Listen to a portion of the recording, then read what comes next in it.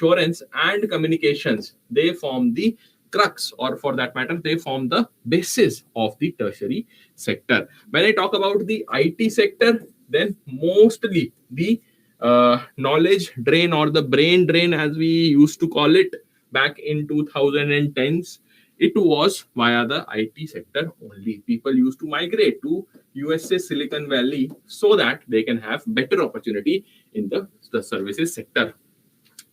So primary sector is also known as agriculture and associated services. And when we talk about the secondary sector, it is known as industrial and manufacturing sector. Why manufacturing firms only? Lastly, we have the tertiary sector, which is known as services sector. How you will distinguish primary, secondary, and tertiary based on the type of material which is involved in their functioning. So when I talk about the primary sector, it will provide the raw material, the crops, the basics. When we talk about the farming, whatever you are cultivating there, it forms the raw material which will be used in the economy. So provides raw material for production of goods and services. Secondary sector will transform one good into another by value addition.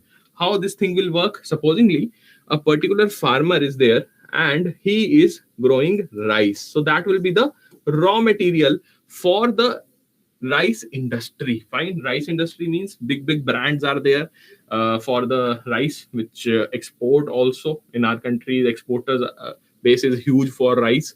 So in the secondary sector, what will happen? The processing of rice so that it will reach directly to the customer. Okay. Once the processing is done, how you will be selling these rice, find these rice packets of 5 kg, 10 kg, or for that matter 25 kg in case of export products. You will be selling them via certain services enabled sector. So services enabled sector are your call centers, fine, your you can say the customer support service. All these services will be providing a marketable push for the product of rice for a particular company or a particular industrial unit. So everything is interlinked when we talk about these three sectors. Next, when I talk about more difference, so always remember in primary sector, since agriculture forms the backbone of primary sector, it is the most unorganized sector of our economy. In India, the most unorganized sector is the primary sector. And when we talk about the methodology which is adopted by agriculture, it is generally the old methods only. In the hinterland of our country, you will find old methods still are being diffused for the cultivation of crops.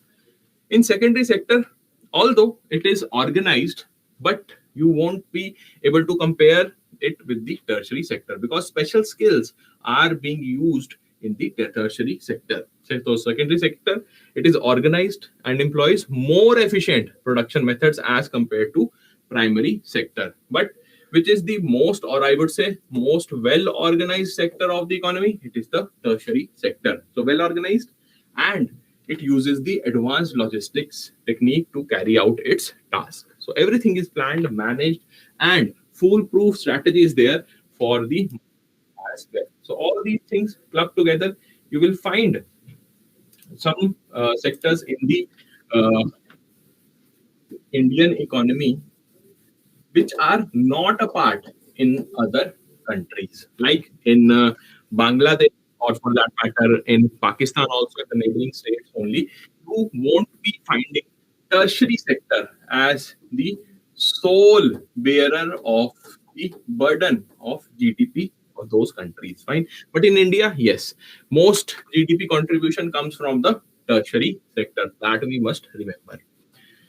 Now, when we talk about the general idea of primary sector, in most developing economies like India, this sector employs a large proportion of workforce compared to the developed countries. See, always remember one point: a country which is developing in a developing stage, mostly, I'm not saying 100%, but mostly, the majority of the cases what we have seen in the economy, you will find that the developing countries have the largest workforce in agri or allied activities. Fine, agri or allied activities. That is the nature of these type of sectors or activities. But when I talk about the developed nations, right, developed nations have the most important task of developing they are involved solely in the tertiary sector because they have already developed the primary sector. So the developed nations, you will find that highest population of their country, the number of people working in a sector will be the tertiary sector. That is very, very important to know. Why I'm saying this? Because we as a country, we are thinking of becoming the topper or what we would say that we should be in the second position when I talk about the GDP contribution at a global level. But the problem here is our country is having the maximum population employed in the primary sector. So whenever you see the news, or for that matter, the recent projection of IMF also highlights that India will be surpassing Japan and most probably Germany also in the upcoming years. But the economists, they are of different opinion. They say that when we are still having the maximum workforce in the primary sector, how we will be able to surpass these developed economies, right? So India will become fourth most important economy, or for that matter, the most strong economy in the upcoming months. By the end of 2025, we will become the fourth largest economy in the world. That is just a projection right now. Let's see whether we would be able to achieve that or not. Right? So, basic. I hope that everybody is in line with whatever we have discussed. If you have any kind of doubt, feel free to ask me.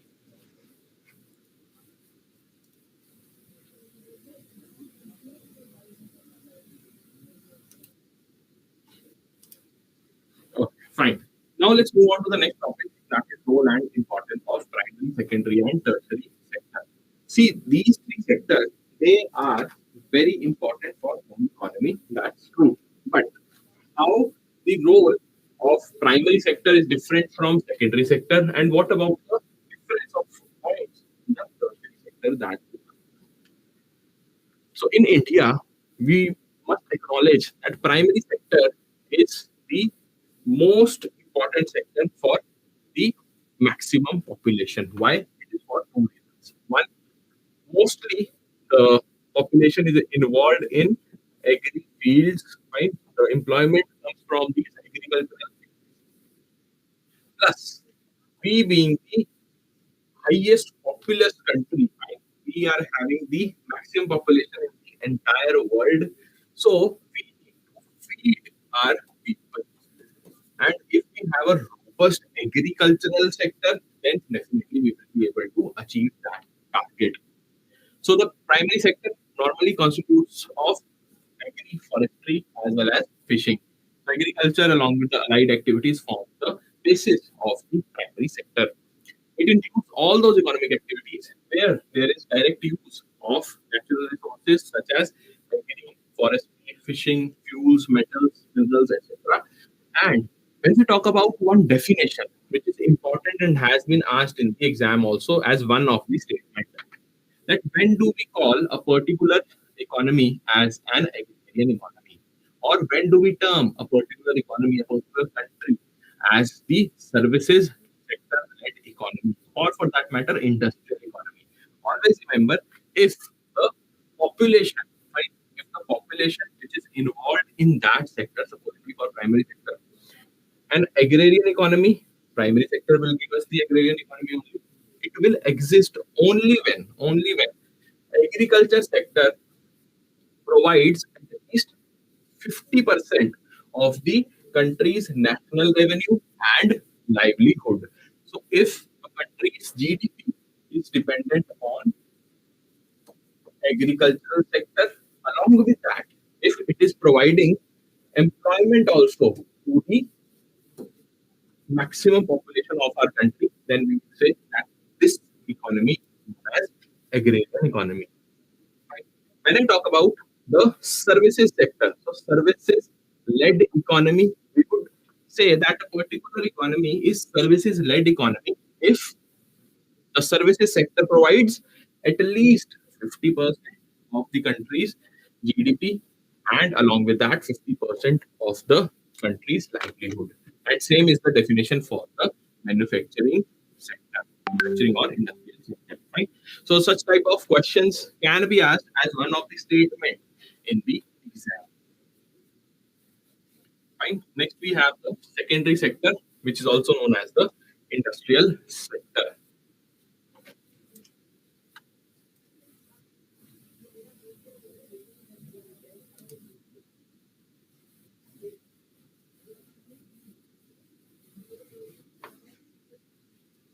Fine. So, just a heads up for all of you who are watching this session on YouTube. Now, the entire session you can watch from the link which is there in the description of this video. Just the first link, which states that live free class. Just click on the link, fill in your email ID or mobile phone, and you can access the remaining lecture on the platform, on the learning platform of Adapt 7. Either the application, if you are watching on mobile phone, or you will be redirected to the learning platform so that you can log in via your laptop or PC. Right. So this was it for all of you who are watching this on YouTube. Now we will be redirecting our entire focus on the application, or for that matter, learning platform. Okay.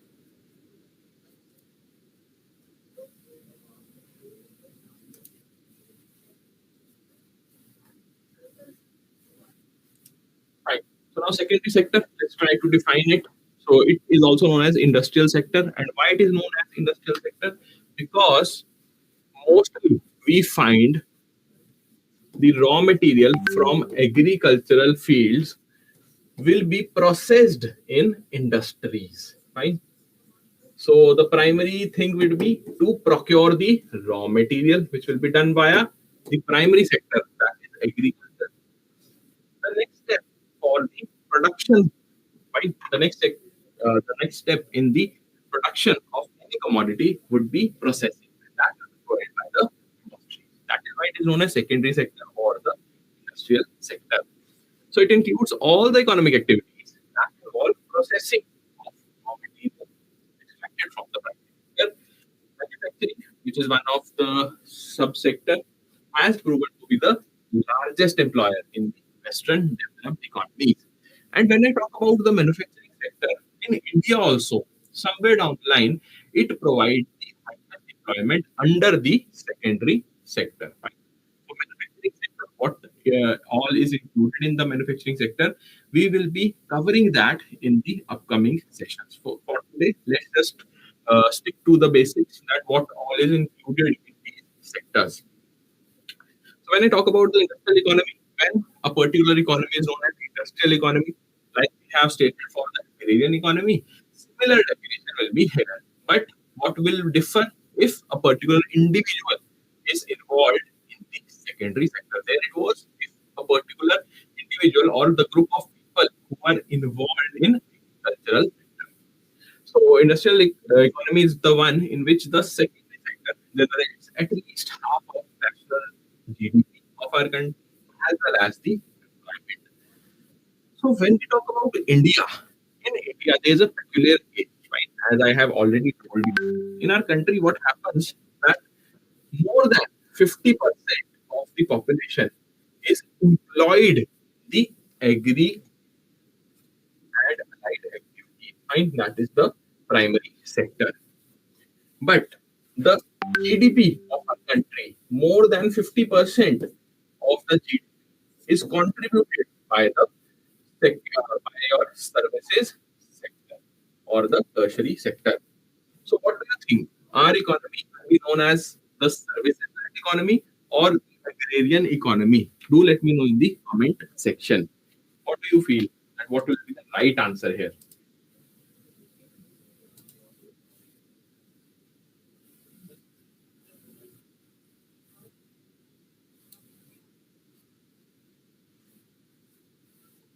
Anybody from